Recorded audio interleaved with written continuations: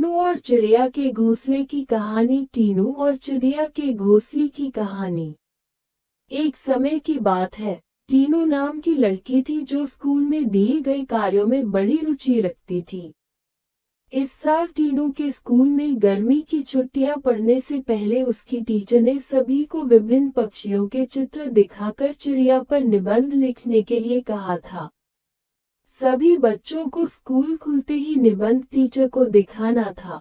पक्षियों की रंग बिरंगी किताब टीनू को बहुत पसंद थी। जब टीचर ने बताया कि उन पर निबंध लिखना है और सबसे अच्छा लिखने वाले को इनाम में वह किताब मिलेगी, तो टीनू खुश हो गई।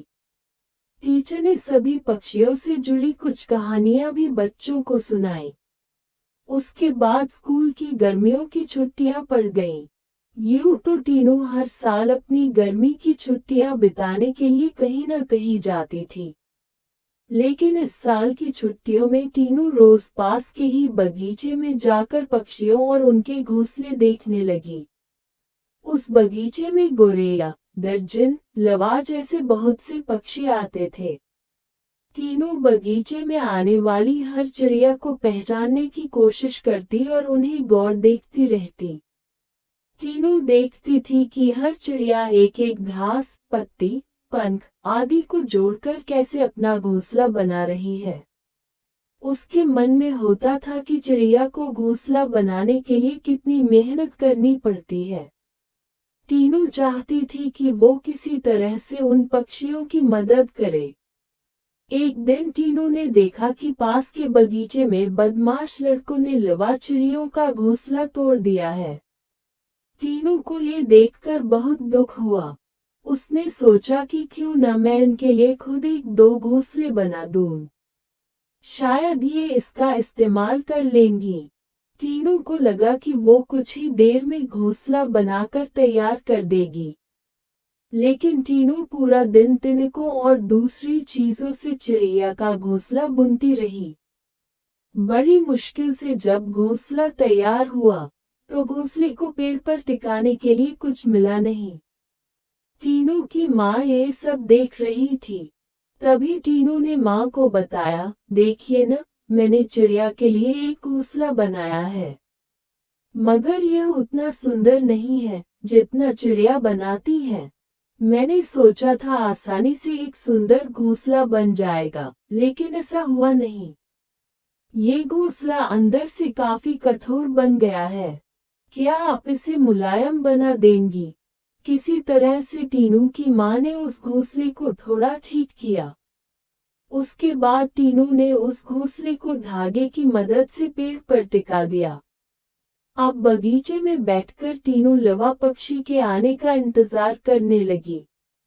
वो पक्षी बगीचे में आए तो, लेकिन टीनू द्वारा बनाया गया घोंसला उन्होंने इस्तेमाल नहीं किया। टीनू के साथ उसकी माँ भी बगीचे में आई थी। उसने टीनू को उदास देखकर कहा, तुम परेशान मत होना, अभी चिड़िया घोंसले पर आ जाएगी। तभी एक लवा पक्षी ने आकर टीनू द्वारा बनाए गए घोंसले को तोड़ दिया। अब टीनू ने मुंह लटका लिया। तब उसे उसकी माँ ने समझाया कि तुम्हें दुखी नहीं होना चाहिए। देखो, तुम्हारे द्वारा इस्तेमाल की गई चीजों से ही लवा पक्षी अपने लिए घोंसला बना रहे हैं। हो सकता है कि इन्हें दूसरों का बनाया हुआ घोंसला पसंद नहीं आता हो। दुखी मन से टीनू ने कहा, माँ मैं अपने स्कूल के निबंध में ये सब कुछ लिखूंगी। कुछ देर बाद टीनू ने कहा, माँ आपने देखा कि लवा पक्षी अपना घर झाड़ियों में बना रहे हैं। जवाब में टीनू की माँ बोली, हाँ बेटा, मैंने सुना था कि लवा पक्षी अपना घोंसला किसी के घर के रोशनदान या पेड़ पर ही बनाते हैं। आज यह नई बात पता चली है। कुछ और दिनों बाद टीनू ने लवा पक्षियों के बारे में एक और बात जानी कि वो सीधे उड़कर अपने घोंसले में नहीं जाते। घोंसले से कुछ दूर ठहरकर इधर उधर कूदते हुए वो अपने घोंसले तक पहुंचते हैं, ताकि किसी को उनके घोंसले का पता न चले। थोड़े ही दिनों में स्कूल की गर्मियों की छुट्टियां खत्म हो गईं। टीनू ने स्कूल जाकर लवा पक्षी के बारे में लिखा और निबंध प्रतियोगिता जीत ली। इनाम में मनपसंद चिड़ियों वाली किताब मिलने पर टीनू खुश हो गई। प्रतियोगिता जीतने के बाद भी टीनू रोज चिड़ियों की चहचहाहट सुनने के लिए उस बगीचे में जाकर घंटों बैठती है, मानो उसकी चिड़ियों के साथ दोस्ती हो गई हो। कहानी से सीख। चिड़िया के घोंसले की कहानी से यह सीख मिलती है कि छोटी छोटी बात पर मन दुखी नहीं करना चाहिए।